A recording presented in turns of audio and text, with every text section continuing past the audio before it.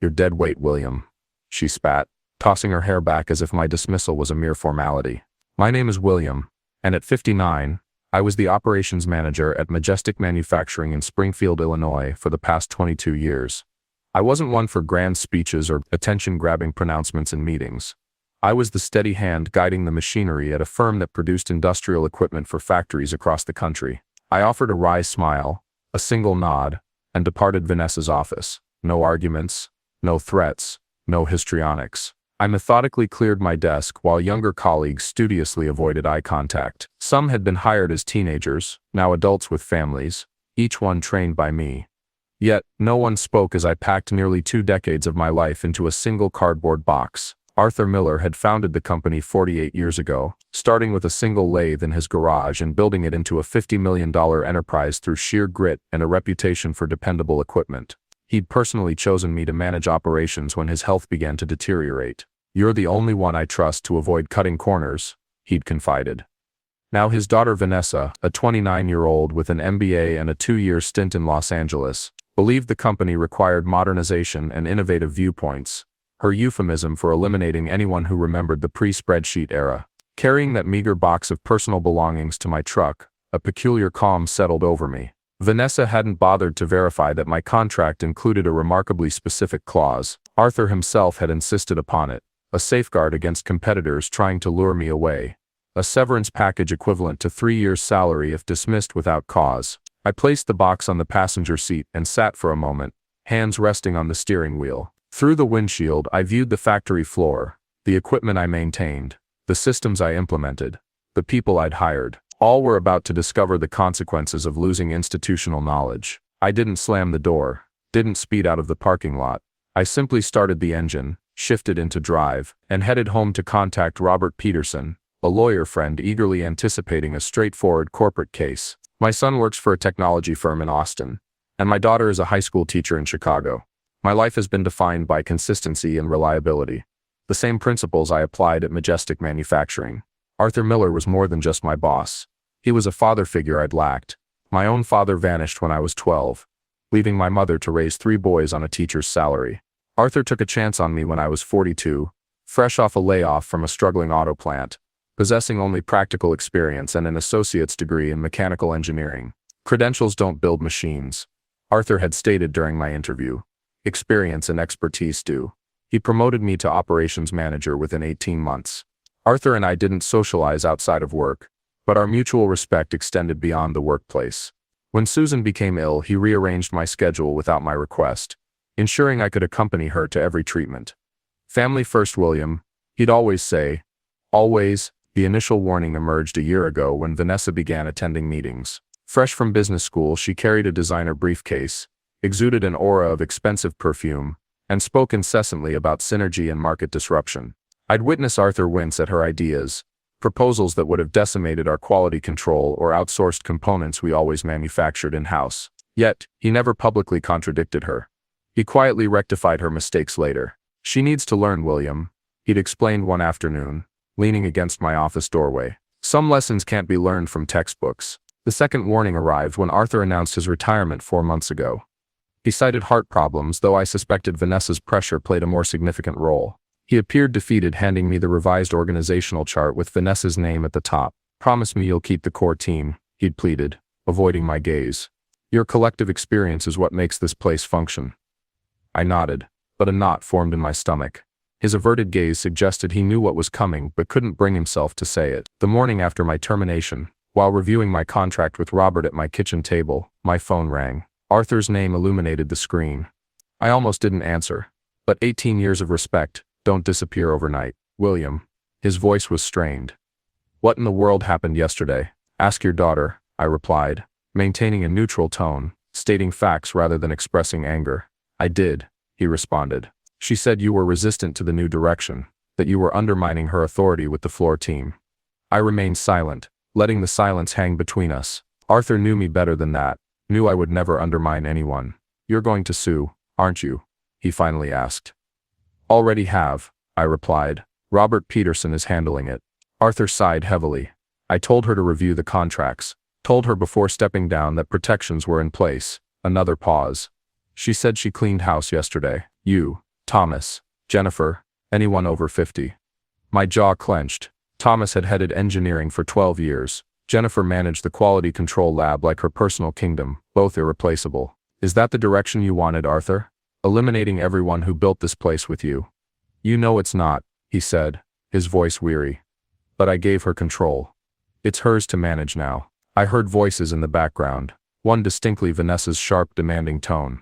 I've got to go, Arthur said hastily.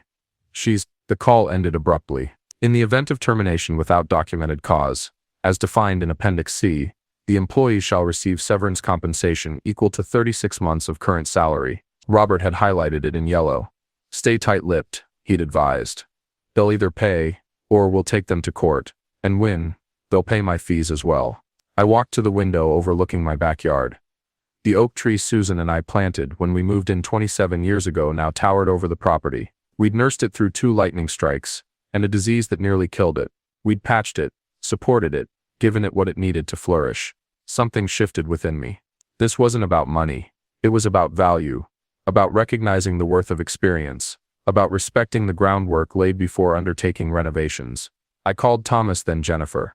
By midday, I'd contacted every veteran employee Vanessa had dismissed. Some were stunned, others furious, all worried about their futures. Take a breath, I told each of them. Check your contracts. Call Robert.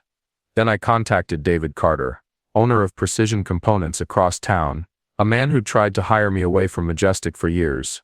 Still interested in that conversation? I asked.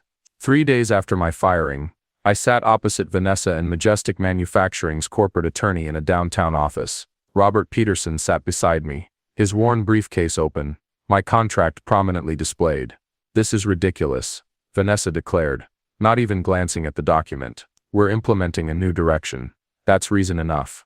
Robert, a 68-year-old with the patient demeanor of someone who'd witnessed every corporate tactic, pointed to the highlighted clause. Termination without cause, as defined in Appendix C, requires severance equal to 36 months' salary, approximately $450,000 in Mr. Rowe's case. The corporate lawyer, a young man named Justin who looked freshly minted from law school, scanned the contract with increasing discomfort. Miss Harper, the definition of cause here is quite precise. Performance issues, ethical violations, criminal acts. He was resistant to change. Vanessa interrupted, crossing her arms. That's insubordination. Where's the documentation? Robert asked. Written warnings, performance improvement plans. Because Appendix C requires a documented pattern, not a single incident, Robert clarified. Justin flipped through a thin file, finding nothing. Vanessa's face tightened. Fine. So we pay him a few months severance and move on. 36 months, Robert corrected. As stipulated. That's absurd, she snapped. We'll offer 9 months. Take it or leave it. I remained silent, observing her. In that moment she reminded me of her father, the same stubborn set to her jaw. But Arthur's stubbornness had always served the purpose of building. Hers seemed geared towards destruction. Robert closed his briefcase. Then we'll proceed with legal action. Discovery should be fascinating, especially concerning the simultaneous termination of multiple employees over 50. Justin's eyes widened slightly. He leaned toward Vanessa, whispering something urgent. She dismissed him. Before making threats, Vanessa said, ignoring Robert, you should know we're prepared to fight this. You'll be entangled in court for years. I have the time, I finally responded. And we'll ensure the industry learns you're difficult to work with, she added. Good luck securing another position at your age. That's when her father entered the doorway.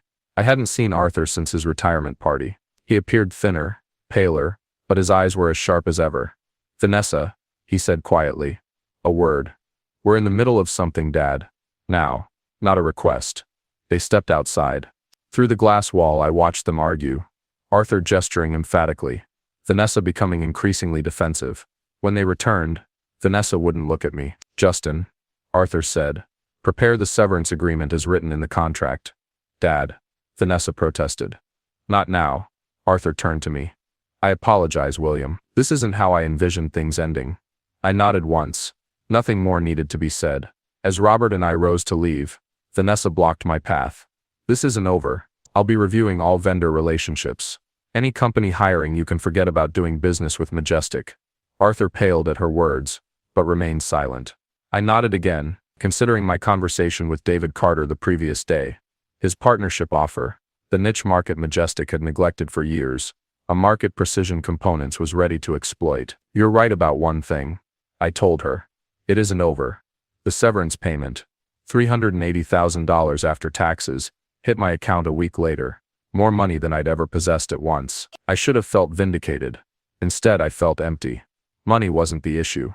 Neither was revenge. It was about something deeper. That afternoon, I met Thomas Albright, our former head of engineering, at a diner halfway between our homes. The place was nearly deserted. Harold secured me a year's severance, he said, stirring his coffee. Not as lucrative as your deal, but better than nothing. They want you to sign an NDA? Thomas nodded. Can't discuss proprietary processes or business practices for 5 years. He chuckled bitterly.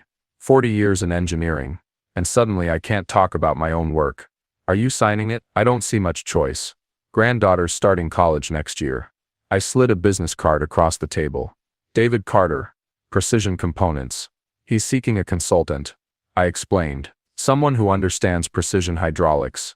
No NDA required. Thomas stared at the card. Majestic would sue if I accepted this. Not if you're merely advising on general industry standards. Nothing proprietary about that. He slowly pocketed the card. What's happening, William? This isn't like you. Stirring the pot. I hadn't told anyone about my arrangement with David yet, but Thomas deserved to know. We'd worked side by side for over a decade. I'm partnering with Precision, I said quietly. David's bringing me in to lead a new division. Specialized hydraulic components. The small batch, high-margin work Vanessa deems a waste of time. Thomas's eyebrows shot up. The custom work, Arthur always said that was Majestic's future. And Vanessa's killing it to focus on mass production. Believing she can compete with overseas manufacturers on price. She can't, Thomas stated flatly. Not with our labor costs. I know. So does Arthur. Thomas leaned forward. Is that why you're telling me this? Do you think Arthur's involved somehow? I shook my head. No, but I had lunch with Jennifer yesterday. She said Vanessa's been liquidating equipment. The specialized machinery Arthur purchased last year for the custom work. She's already sold half of it. That's over $3 million in equipment, Thomas said, his eyes wide. At auction prices. Probably got 20 cents on the dollar. Thomas sat back, comprehension dawning. She's dismantling the company, converting assets to cash. I nodded. And guess who's been buying property in Los Angeles? Jesus. Thomas ran a hand over his face. Does Arthur know? I don't think so. He built that company for legacy, not liquidation. We sat in silence, processing the implications. Not just for us, but for the 100+ employees still at Majestic, for Arthur's life's work. What are you going to do? Thomas finally asked. Build something better, I said simply.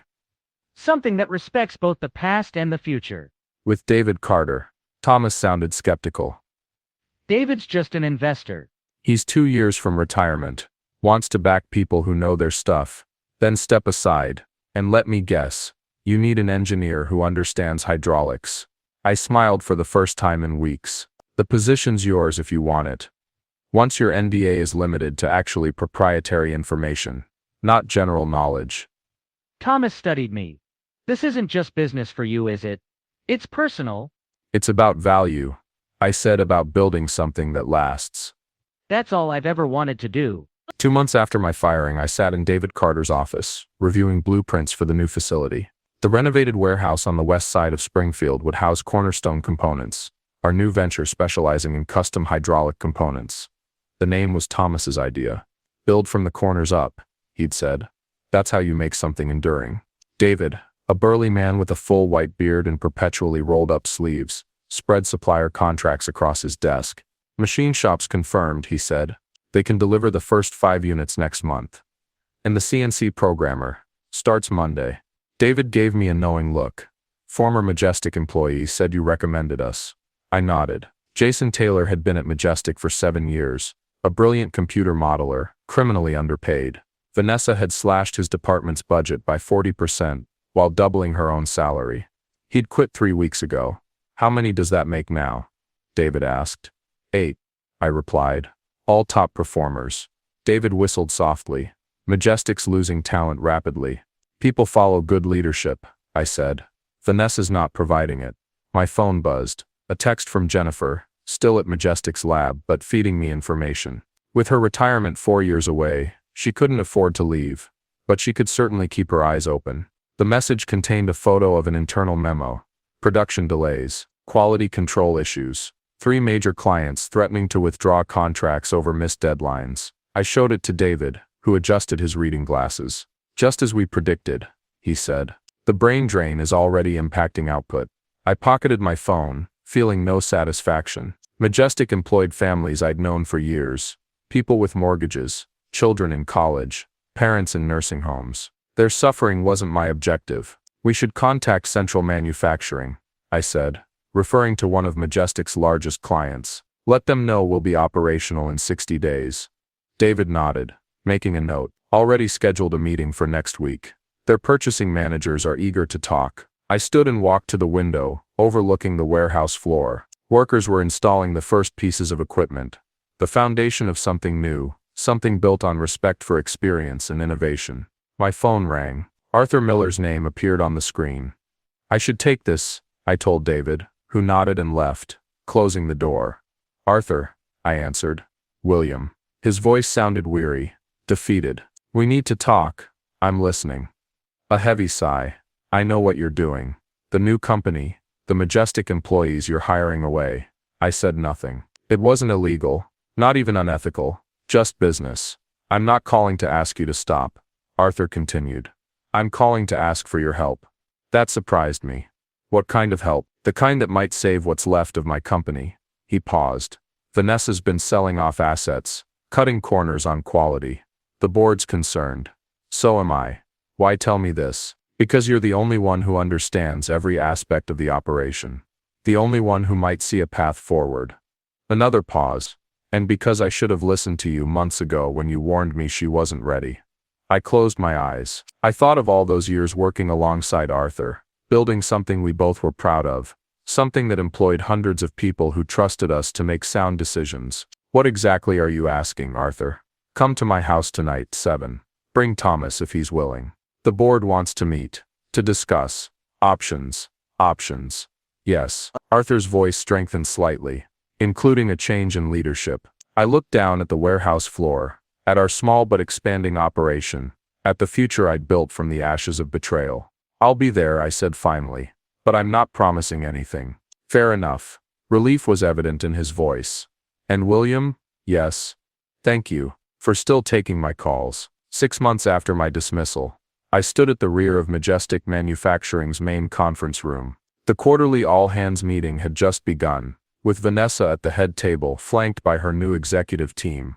Mostly under 35, all looking nervous. I wasn't supposed to speak until the end. That was the agreement with the board. Let Vanessa present her quarterly results first. Give her the opportunity to explain the 35% drop in revenue, the lost contracts, the quality control failures. She was midway through a presentation blaming market conditions and legacy inefficiencies when she noticed me. What is he doing here? She demanded, pointing in my direction. Arthur, seated quietly among the board members, nodded to the chairman, who stood. Vanessa, the chairman said, the board has reached a decision regarding the company's leadership. Her face paled. You can't be serious. William, the chairman continued, turning to me. Would you care to explain the new arrangement? I stepped forward, holding a folder, the same one Robert had prepared for my severance 6 months earlier, but with very different contents now. Majestic Manufacturing is merging with Cornerstone Components, I announced, my voice steady. The board approved the acquisition agreement this morning. Vanessa laughed sharply. This is absurd. I'm the majority shareholder. No, Arthur said, rising slowly. You hold 20%. I retained 51%, which I've now voted in favor of the merger. I slid the folder across the table to her. Cornerstone will absorb Majestic's custom hydraulics division. The remainder will continue under new management. My management, Thomas said, entering from the doorway. Vanessa flipped through the documents, her hands trembling. This is business. I finished for her. Nothing personal. A year after the merger, I stood in the expanded production facility housing both Cornerstone Components and Majestic Custom Hydraulics. Workers moved efficiently, the rhythm of machinery a symphony of productivity I'd missed during my absence. Arthur joined me on the observation platform, leaning heavily on his cane. His health hadn't improved, but his spirit had. Witnessing the company thrive again was the best medicine. Company figures are in, he said, handing me a report. Best in 5 years. I nodded, reviewing the numbers.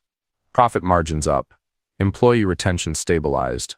4 new patents filed. Vanessa called yesterday, Arthur said quietly, from Los Angeles.